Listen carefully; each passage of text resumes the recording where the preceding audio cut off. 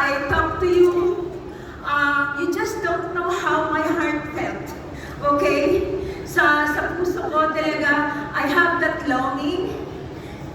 Longing, ha? Hindi basta lang gusto, but a longing to talk to you more and more and share to you my life. Okay? I love sharing my life with you. And thank you for being part of my journey with DXN. And yeah, this is my 25th year in DXN. We joined, my husband and I joined DXN last April of 2000. And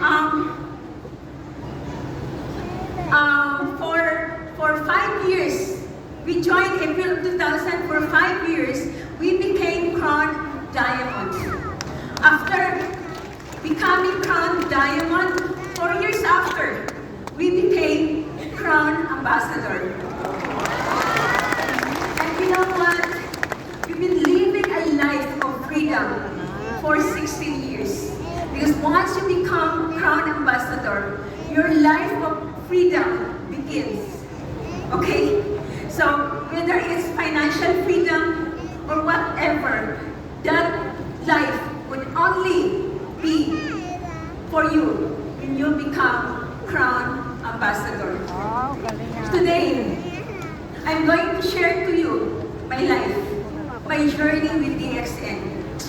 It's going to be very personal, and it's going to be very intimate with you. I would like to be intimate with you.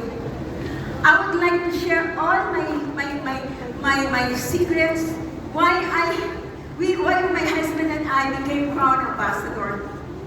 It's not just, kanina po, I was talking with Miss Delia and Miss Ruth and the rest, Miss Marianne Pausan. I was asking them, why is it, or is it really hard for you to become Crown Ambassador? Wow, the nerve. Okay, and sabi nila, mahirap. Mahirap ba? Mahirap ba maging Crown Ambassador?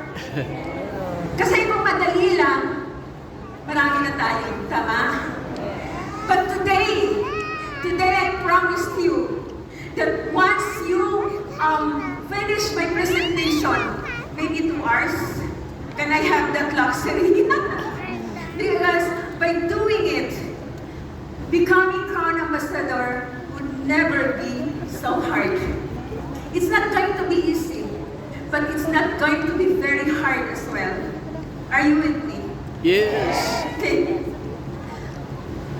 My husband was 46 years old and I was 39 years old when we joined DXN. I will not talk to you the traumas that we have, why we joined DXN. Okay? Hindi na po ako magdadrama dito. Tuloy-tuloy lang po ito. And who am I? Why we enjoy the life of freedom? Why we became Crown Ambassador for 9 years? Today po, yung 9 years, napakahaba na po yun.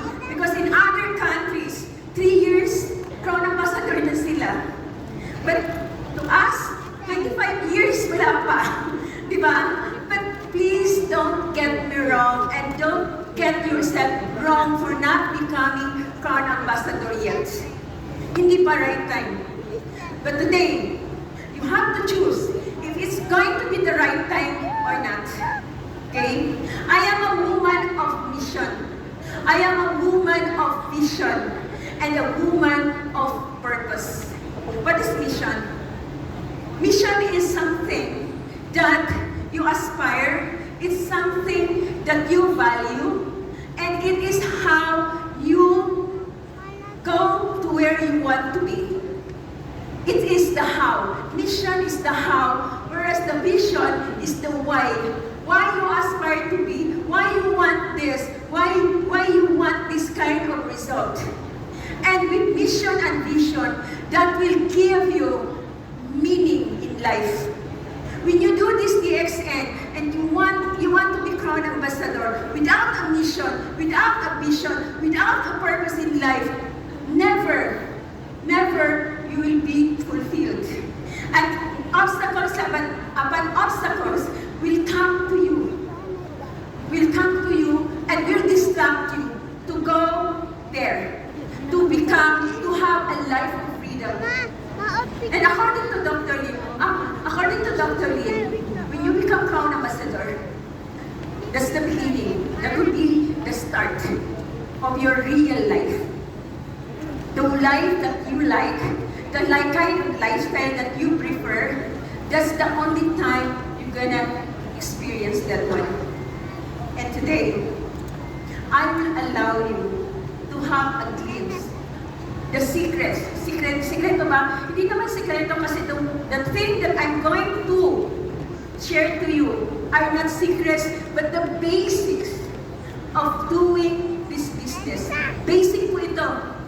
If you go with me, like my downlines who are here, and my crosslines who followed me through the years of workshops and trainings, these are not new to you. These are just a reminder. Okay? Now, let's go to purpose. Okay?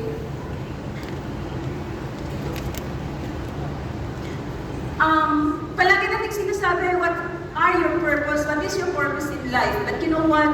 There are levels of purposes in life. Okay? And some of us are not aware, we're not aware of the purposes of life. Okay? During my years in business, I learned that there are levels of purposes in life. Nung nag-umpisa po, ang purpose ko lang is makabayad ng utang. That's basic. It's about survival. Kasi po, pag hindi ka nakabayad ng utang, may interest yan, you will not sleep, you will not have a better rest or sleep, you will be disrupted, you will be bombarded with problems upon problems. And it's an abyss. You cannot get out from there unless you have that purpose in life. What's the focus of survival?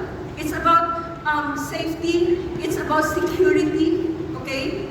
And there are people who join the DXN because of that survival purpose. Now, they were earning 200,000, 500,000, yet their purpose in life still stuck to having that survival purpose. If you want to survive in this life, how much income, how much money do you like? In Davao City, in Metro Manila, how much? For you to survive in Metro Manila, how much do you need? Anyone? How much? Now, you don't know. Okay? Kitang-kita ko po, hindi nyo alam magkano po ang kailangan nyo to survive. And look at your income. Hindi nyo alam. Hindi nyo alam kung paano, di ba? Paano kayo kikita kung hindi nyo alam ang pangangailangan nyo. Okay? So you have to be aware. You have to know how much do you need for you to survive. Say 50,000. Is that much or less? Say 100,000 for you to survive in Metro Manila. Now, you earn 200,000. That's beyond survival. Yet, your purpose did not change. Still surviving. The attitude, the mindset are still surviving. How can you become Crown Ambassador? And your purpose in life are so limited with your needs, are so limited for your survival. How can you become Crown Diamond? How can you become Crown Ambassador? Do you think you will become Crown Ambassador? No way. Because you have to level up. You have to go past the survival purpose. Do you get me? Yeah. Next is the functional purpose. If you are a parent, you have to have a purpose to take good care of your children, to send them to the best schools. And I would like to congratulate those children who as parents doing DXN and earning much. Congratulations. Because when I was in your age, okay, I worked for my school tuition fees. I graduated college as a working student.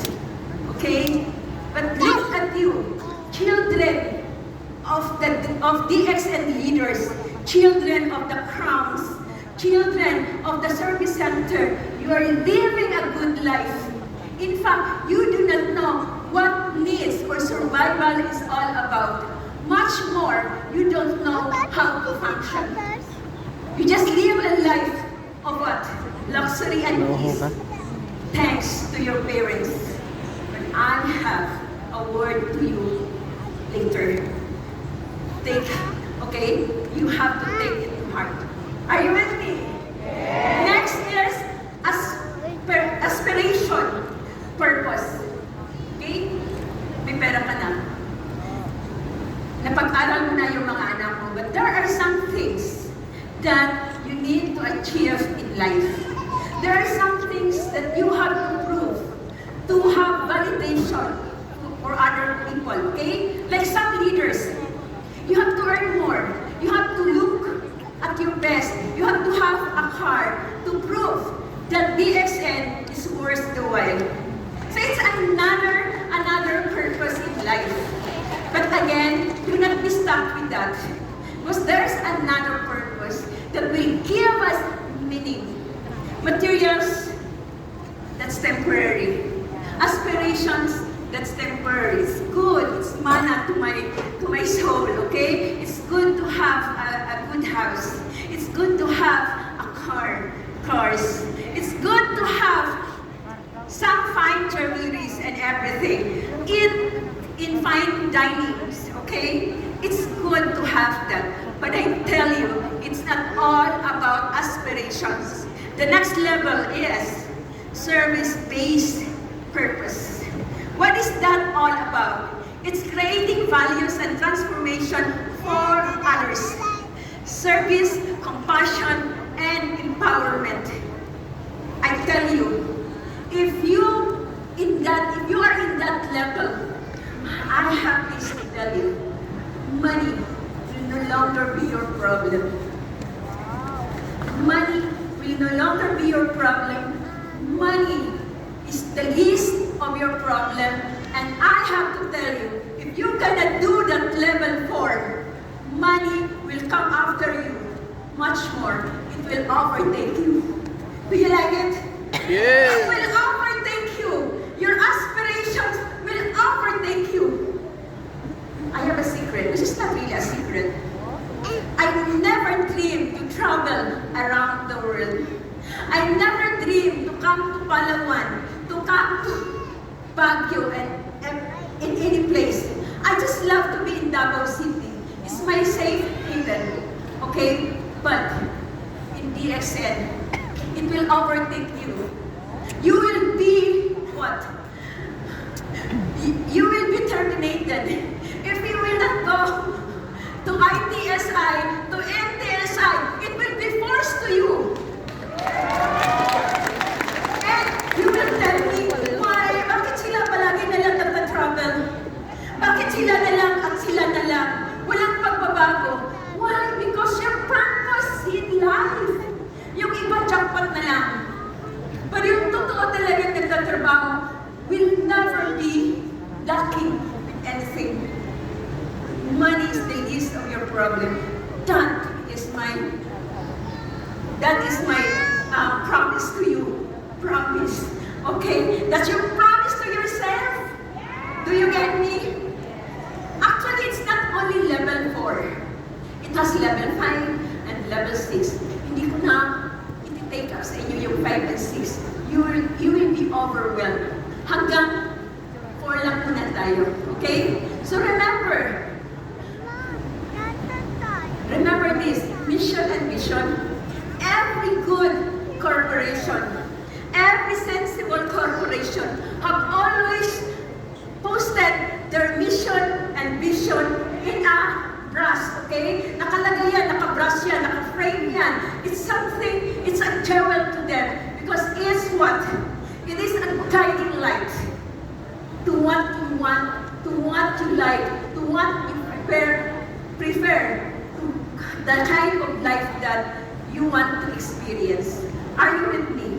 Yes. That's one thing. Okay. Next is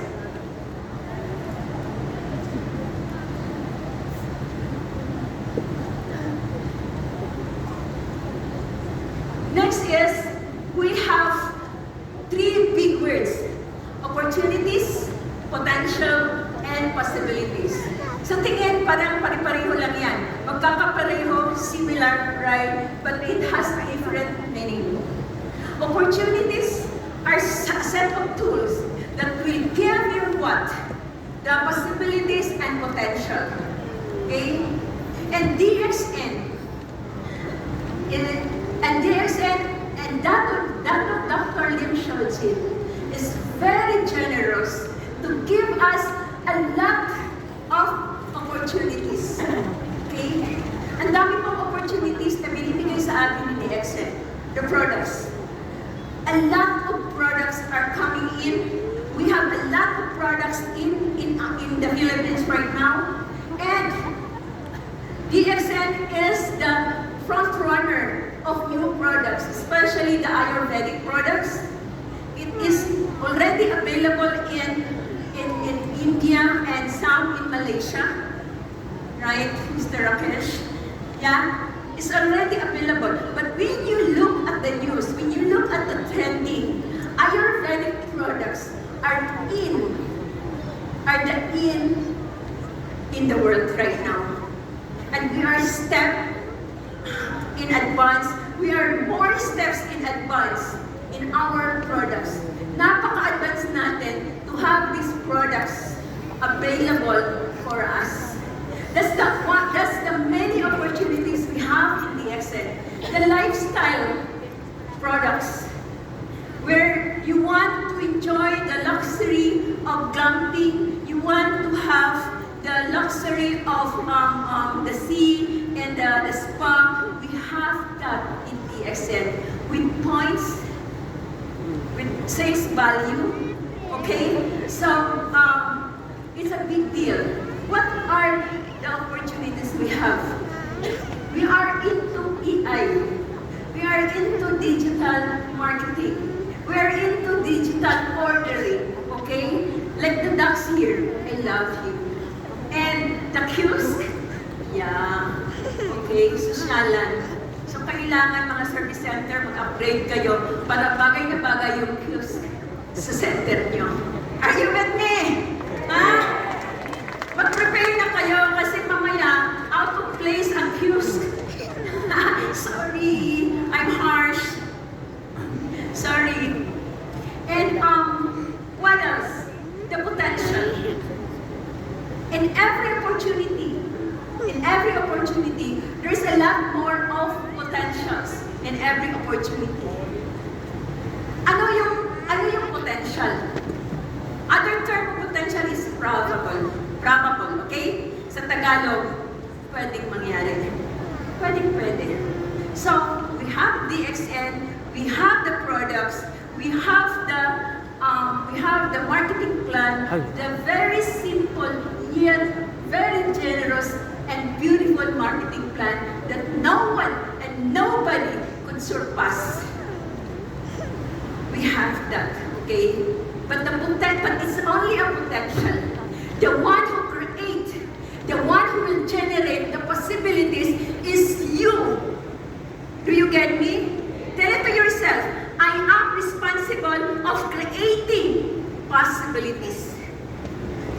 Sige nga, I am responsible of creating possibilities in my life through DXN. Do you get me? I am responsible to generate income through DXN. And I tell you, you are infinite possibilities. If you are going to embrace that power, ladies and gentlemen, you gonna have it. You will become formidable if you only understand the meaning of opportunities, the meaning of potential, and the possibilities within the opportunities and the potentials.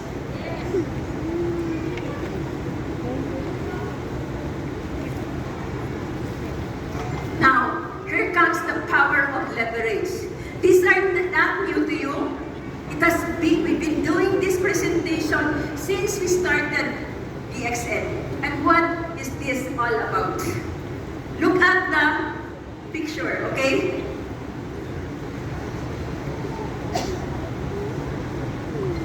Ayaw. Ayaw niya. Ay, no. Okay. Tignan niyo yung picture ng liver. Okay? Ikaw yung nasa dulo, but the people sa kabilang dulo is your team. Okay? These are the people, these are your team. Okay? And these people has the time, has to invest their effort, and has the resources or money. Are you with me? Okay? Now, how to attract? Kasi kanina ang problema, paano kasi yung mga nare-recruit namin, na-sponsor namin, na-sponsor ng iba, nire-sponsor. Problema talaga. Okay? But again, I promise not to have dramas. I promise not to talk about problems, okay? Now, what you gonna do with people? You have to attract them. You have to attract them by wearing good clothes, by wearing this, what? No. You have to attract them for who you are. Who are you? Who are you? Who am I? I am Neng Sweldo? No, it's just a label. It's just the name that my parents gave to me.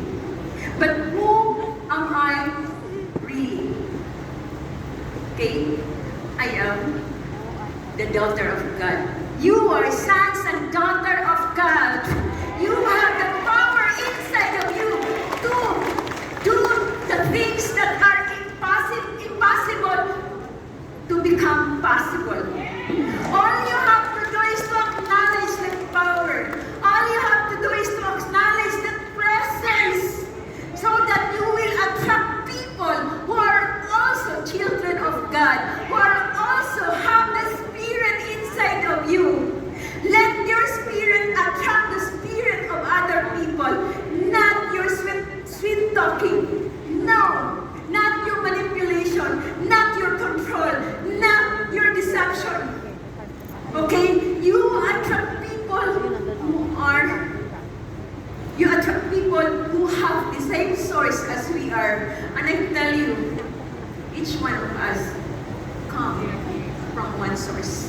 All you have to acknowledge is all you have to do is to acknowledge who you are and become a magnet. Look at the people that surrounds you. Who are they? Are they liars? Are they manipulative? Meron akong sasabihin sa inyo. When I was younger, my husband and I were younger. We're so naive. We're so kind to the point that we became stupid. Do you get me? Sobrang mabait ka. To the point na nagiging stupido ka. Kasi hindi mo tinitignan na minamanipulate ka na, and then, tinutulungan niyo pa rin sila, nangungutang pa rin sila, hindi naman nagbabayad. Drama! Okay? That's my drama. When I was in Iloilo, we had this family camp. That was a 30-day camp. Family, okay? And then, our teacher set me aside and talked to me. Okay? And then, he asked me, how's my life? How I was going through my life. And then I said, I only have one concern. I have these people who kept borrowing money from me, and then they were not paying off. Akala ko, iko-comfort ako ng teacher. Sabi niya, kawawa ka naman, ginagamit ka. Hindi. Alam mo anong sabi niya? I was so stunned, I was so struck. Alam mo sabi niya, there's an anomaly inside of you. Maintindihan na yun. There's an anomaly. I've been so kind. I've been so gracious. Why there's an anomaly inside of me? I know who I am. I'm this daughter of God. The Spirit resides in me. Then why there is that anomaly? Later, after 3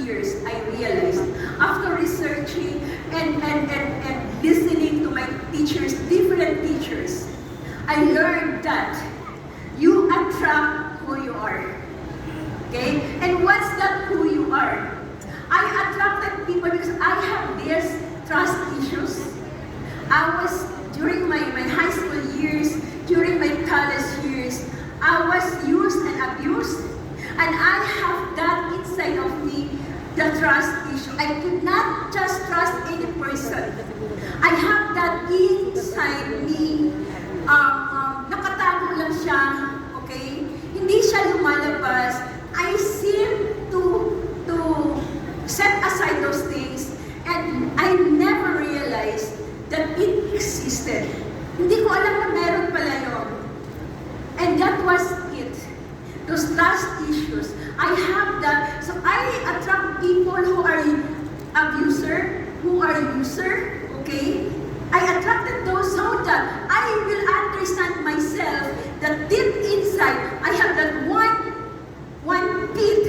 I have that trust issues within me. And I have to forgive myself. I have to forgive myself. I have to forgive the situation, the events, and the people involved. After which, alam nyo ngayon, yeah, glory to God. Wala na masyadong lumalapit. Wala na masyadong lumalapit para mangutang. May nangungutang, pero hinula pa ang due date. Nagbabayad na sila. Nakakainis! So, you see, you attract who you are. Look at your downlines. Look at your uplines. Your children. Your spouse. Okay? If you don't have that harmony in your harmonious relationship between them, do not find faults in them. Look up inside you. Because karma is there, whether you acknowledge it, whether you are aware or not aware. Karma is there. What you have inside, what you think, whether it's good, it will come back to you 100 folds good. If it's negative, it will come back to you 100 folds negative and in 80 folds. Nagalit ka lang. Tapos hindi mo pinatawad. What will come? People who are abusive. What will come? People who are lazy. What will come? People who are liars. Lahat po tayo liars. You think I'm honest? If you say you're honest, if I say I'm honest, I'm a liar. Do you get me? If I say I'm a liar, I'm honest. Do you get me? Do you know the discrepancy? We have what we call the law of polarity. It's inside us. Do not negate. Do not be angry if somebody calls you a liar, because it's true.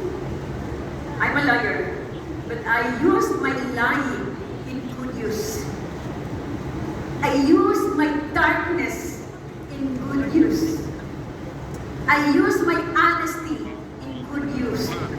Paano ako magiging honest kung may pinapatay? Do you get me? I have to say life. So I have to lie. I cannot be honest when it comes to that. So, embrace your honesty. Embrace your being a liar. But put it into good use. And that's how you will attract people who will join you in your team, and you can make it at your advantage. That's the power of leverage. Ikaw lang mag-isa, tama? But you have a team. How many? 100, 200, 1,000, 200,000? It's endless. It's what? Unlimited. But first, you have to attract the kind of people that you like. You like generous people. You like creative people. You like kind, adventurous, courageous, right?